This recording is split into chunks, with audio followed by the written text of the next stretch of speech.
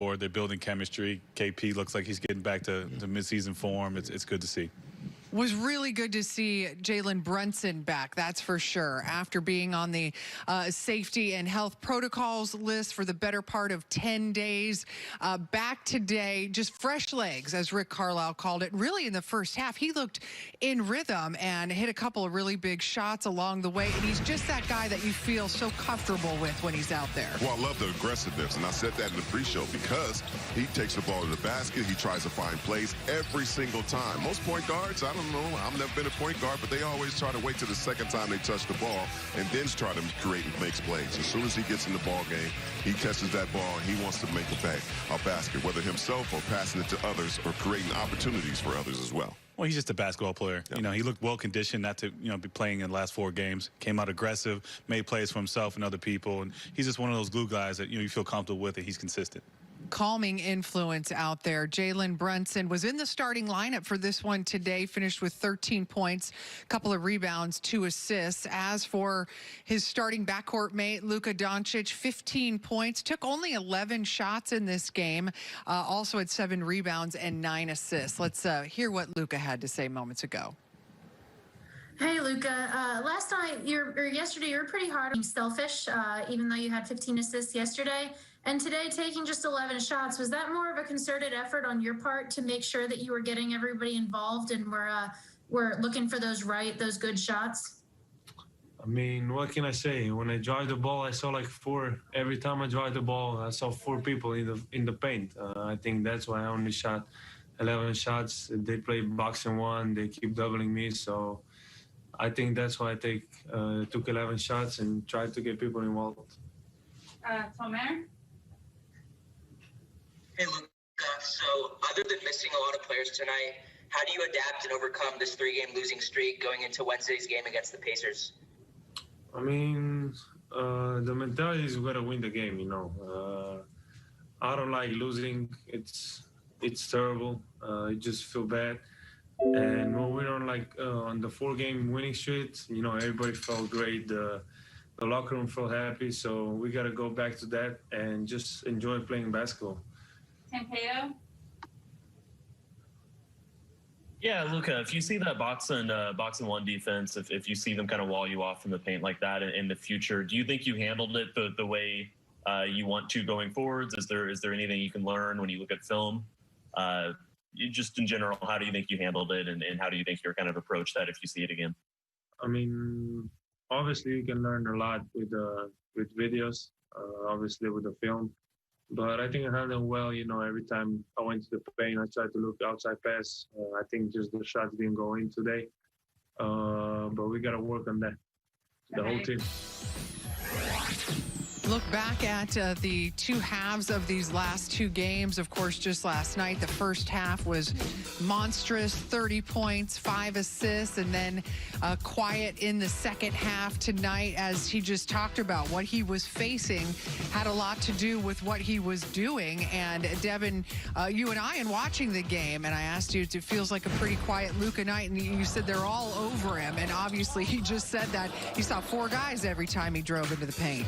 Yeah, when guys are struggling to make shots, you attack the most aggressive guy on the court, and that's Luka. When you take him out of the game, you force others to beat you, and lately the Mavs have not been shooting that well in order to do that. So, they did a great job of taking Luka out of what he does. Well, great scouting report by Toronto, understanding that Luka Doncic is a big part of the Dallas Mavericks offense, whether he's scoring or passing the basketball. So create that wall. Now he understands and knows what Giannis Antetokounmpo goes through, because they try to put that wall up for him, but he's 7 foot and he stretches out 2 or 3 steps to get to half court to the basket. So it's going to be a little difficult. Luka's going to have to find a way. And he will, as he has shown. He is learning on the fly in a hurry and adapting from game to game. For KP, he's been back now from injury for 4 games. This one may be his best, most comfortable, 23 points, 9 rebounds, and this to say. Labs vakars, Kristap. Do you think tonight you had a couple of great possessions where you caught the ball down low, didn't even took a dribble, just turned around it, used the bank shot, kind of Tim Duncan-esque, had the same type of possessions 2 games ago which was your second game back. Do you think that is a shot that could be productive for you as the season goes along? Definitely, that's been a shot that has worked for me in my career. And I was doing a lot of it in New York. Kind of went away a little bit from it while I'm here in Dallas. But that's definitely a shot that I'm comfortable with, and once I'm really in a rhythm, that's a really good look for me, and I feel comfortable knocking it down every time. Eddie? Hey, Rick, now that Jalen's back, what light can you shed on the process of getting him acclimated and getting him ready to play tonight? And what did you think about what he was able to do after being out for almost 2 weeks?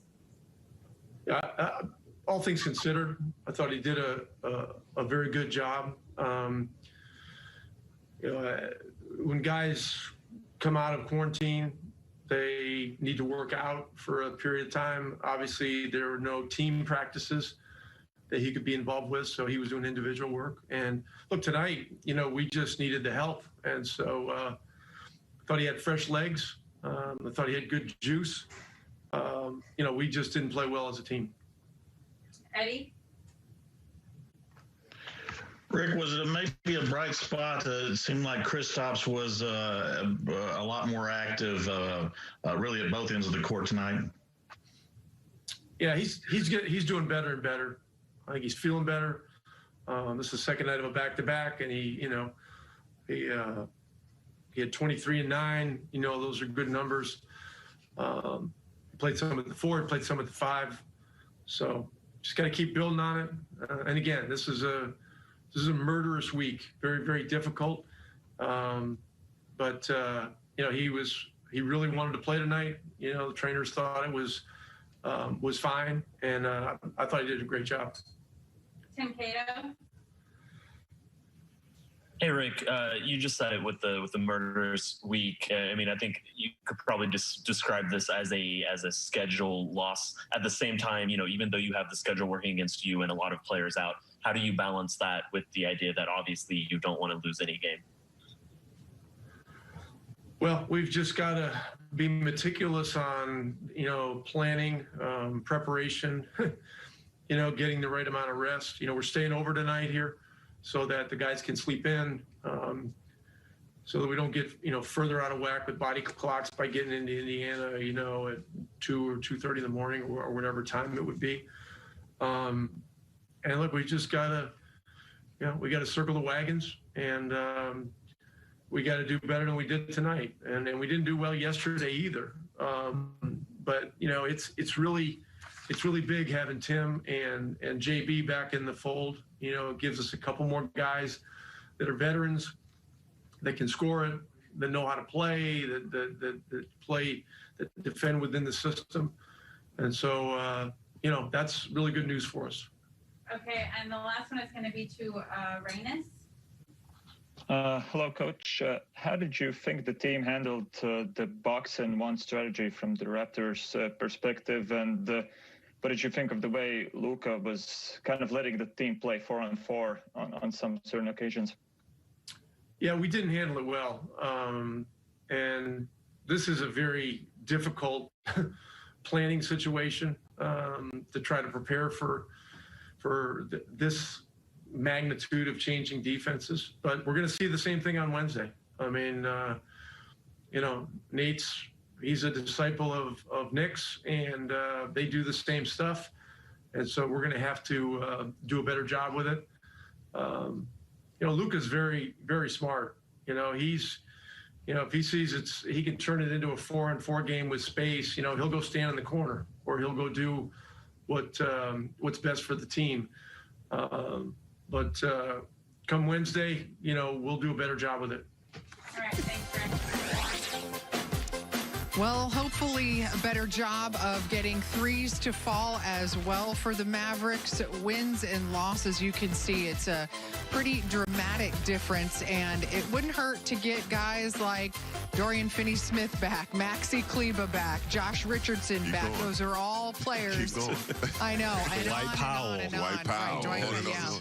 Well, for the three-point shooting, they're missing some of their best, and defensively missing some of their best players as well. I know Dirk is still in shape. Come on, Dirk. Come on back. We need your threes, man. But I think the biggest thing about everybody being out is that they mean so much defense. KP leading the way for Dallas with 14 in his first back-to-back said since last January. He's looking good. A lot of Mavs contributing so far. It's a great sign by the big guy, and I love the fact that he's moving without the basketball, cutting, passing, doing what KP does best. But I think it's a collective effort from everybody, Devin, why this Maverick team is tied with the Toronto Raptors right now. Yeah, Luka didn't have a great start. KP got him to a good start. James Johnson did a great job getting him back in the second half.